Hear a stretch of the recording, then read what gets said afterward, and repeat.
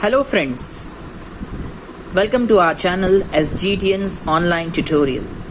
Now students, आज हम बात करने वाले हैं फूलों की, flower. We are going to study about sexual reproduction in flowering plants. Students, plants that bear flowers, they are called angiosperms. ठीक है, जिन प्लांट्स के पास फ्लावर्स होते हैं हम उनको एंजियोस्पर्म्स कहते हैं. और स्टूडेंट्स, फ्लावर एक रिप्रोडक्टिव ऑर्गन है प्लांट का. अब अगर आप फ्लावर की बात करो तो फ्लावर के अंदर स्टेमन एंड पिस्टल, ये दोनों रिप्रोडक्टिव पार्ट्स हैं फ्लावर के. अगर आप इस फिगर पे ध्यान दें स्टूडेंट्स, तो ये pistol, have a look at the pistol, right, this is the pistol.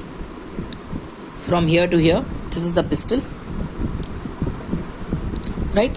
And this is the stamen, which consists of anther and filament. Anther and filament, this is the pistil.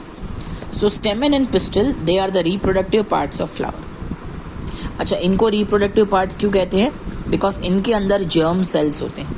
They contain germ cells, मतलब they contain gametes. अब students, flowers है ना, unisexual भी हो सकते हैं, bisexual भी हो सकते हैं. यूनिसेक्सुअल मतलब दैट या तो उसके पास मेल रिप्रोडक्टिव पार्ट है या उसके पास फीमेल रिप्रोडक्टिव पार्ट है, या तो उसके पास स्टेमन है या पिस्टल है.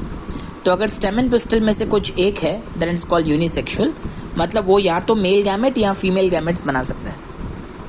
लेकिन कुछ फ्लावर्स ऐसे होते हैं जो बाइसेक्सुअल होते हैं, मतलब they contain both स्टेमन and pistol. Bisexual plants example hibiscus and mustard, and unisexual plants example papaya and watermelon. ठीक है. अब स्टूडेंट्स, पहले हम बात करते हैं मेल रिप्रोडक्टिव पार्ट मतलब स्टेमन की. Let's talk about the male reproductive part, स्टेमन.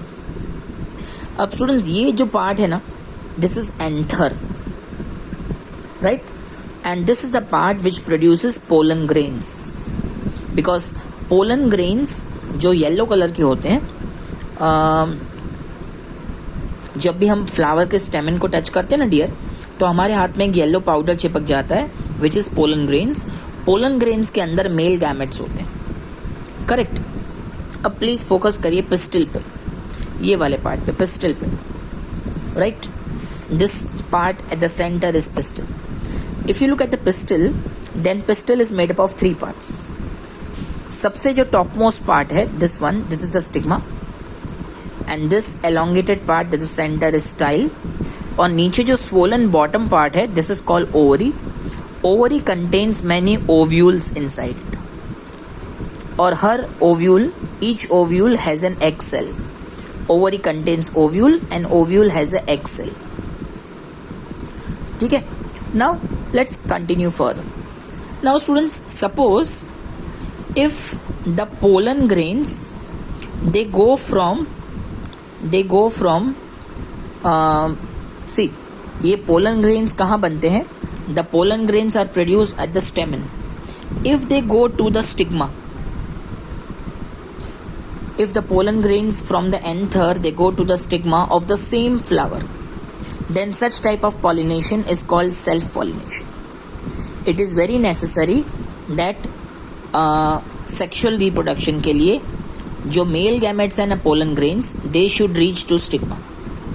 तो अगर ये होता है in the same flower, it is called self pollination.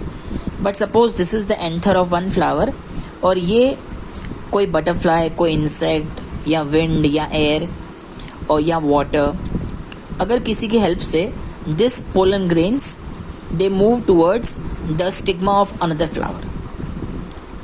Anther of one flower, stigma of another flower, that is called cross pollination. ठीक है.